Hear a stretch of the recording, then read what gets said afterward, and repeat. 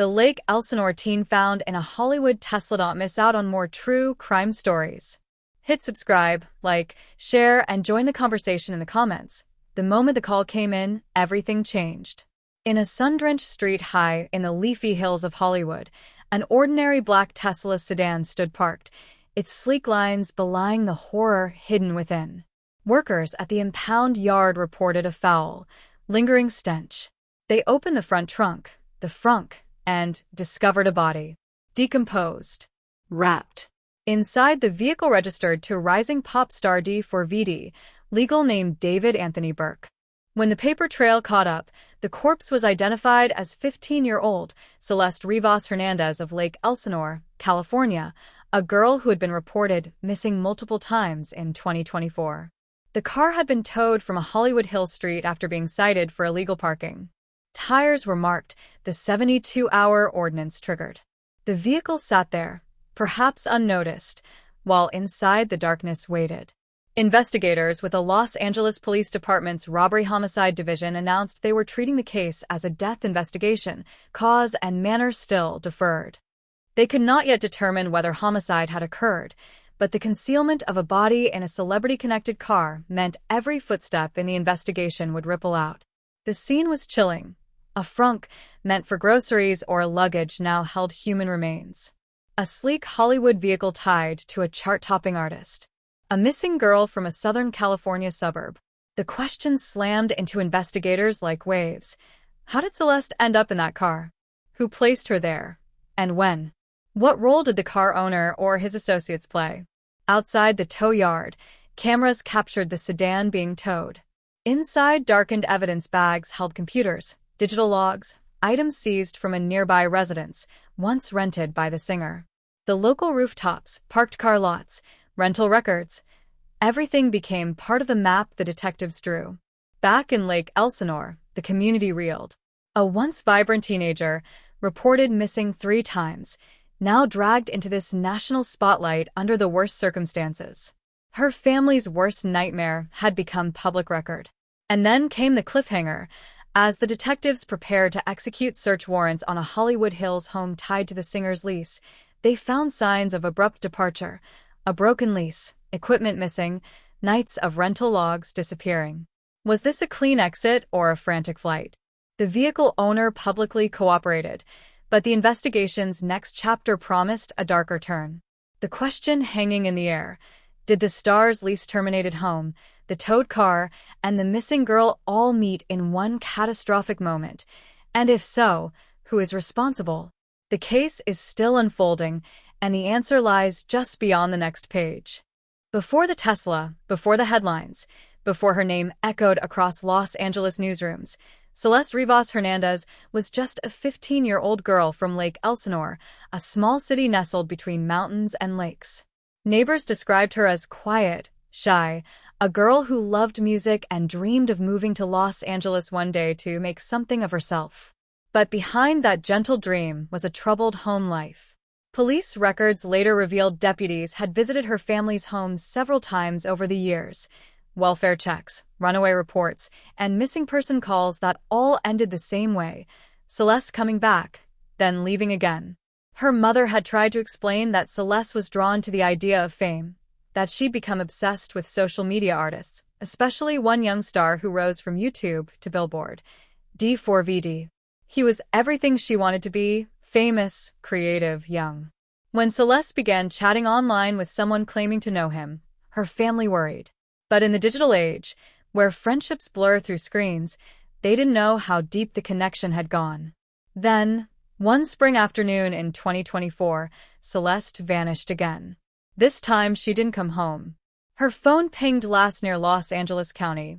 Hours away, a missing person flyer went up. Black hair, brown eyes, 5'4". Days became weeks. Deputies searched nearby motels, checked social media accounts, and tracked Uber records, but nothing solid appeared. Each lead faded into silence. Months later, a local private investigator named Steve Fisher picked up the trail.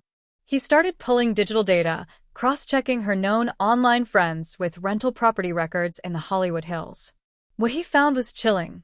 A Tesla, registered to a high-profile artist, photographed parked near one of the last known cell tower pings from Celeste's phone. It was a small connection, but enough to make Fisher suspicious. Meanwhile, inside the Lake Elsinore community, grief was turning into anger. Parents demanded to know why no Amber Alert had been issued. How could a child vanish multiple times and not trigger a stronger response? Social workers said she was a habitual runaway, a phrase that now haunted every press conference. Her classmates left flowers and letters at a local skate park where she used to hang out, scrawling messages like, "Come home, Celeste." But Celeste never came home. On September 8, 2025, when her name resurfaced, it wasn't in a missing person bulletin. It was in a coroner's report. Her remains had been identified through dental records. The same car that once appeared in her online photos, the sleek black Tesla, was now evidence in an LAPD investigation. That night, as detectives combed through the singer's rental history, they discovered something buried deep in a cloud backup, a deleted message thread between Celeste and an unknown account using a pseudonym eerily similar to his stage name. The messages ended abruptly, 3 days before she disappeared. And the last thing Celeste ever sent read, "I'm almost there." The next chapter would reveal what there truly meant. The LAPD's Robbery-Homicide Division turned the investigation into a full-scale operation. Detectives subpoenaed cell tower data, traced Uber rides, and even reconstructed Tesla's GPS logs, a feature that silently records every location, speed, and stop. That data became their roadmap. The Tesla had traveled from Lake Elsinore to Hollywood, stopping briefly near a recording studio leased under the name of D4VD's production company. It was the last confirmed trace of Celeste alive. Meanwhile, the singer's team insisted he had no personal connection to the girl, that the car, though registered in his name, was often used by friends, assistants, and family members. Still, the optics were damning. News outlets replayed footage of the Tesla being towed, the coroner's van parked beside it, and the artist's tour photos juxtaposed against a growing national outcry. Who put her in that car? Detectives discovered that the Tesla had been abandoned for weeks before it was ticketed. Inside, the air was thick with decay.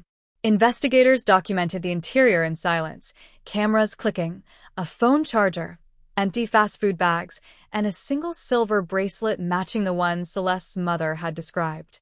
The coroner ruled her cause and manner of death undetermined. There were no visible signs of trauma, but the advanced decomposition made answers difficult. Toxicology results were pending. The public's obsession deepened. Online, fans split into camps, some defending the artist, others convinced of foul play. The LAPD urged restraint, reminding the public that no one has been charged. But behind closed doors, detectives were building a digital case. The deleted messages retrieved from the cloud backup revealed conversations about meeting in Hollywood, promises of music opportunities, and chillingly, a request for secrecy. "Don't tell anyone where you're going." That message came from a number now disconnected, traced to a prepaid phone purchased 2 towns away from Lake Elsinore. Surveillance footage from the store was blurry, but showed a man in a hoodie, his face obscured. The timestamp?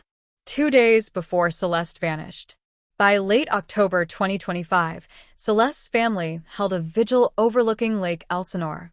Hundreds gathered, holding candles that flickered against the water. Her mother spoke softly. "I just want the truth. Someone knows what happened to my baby."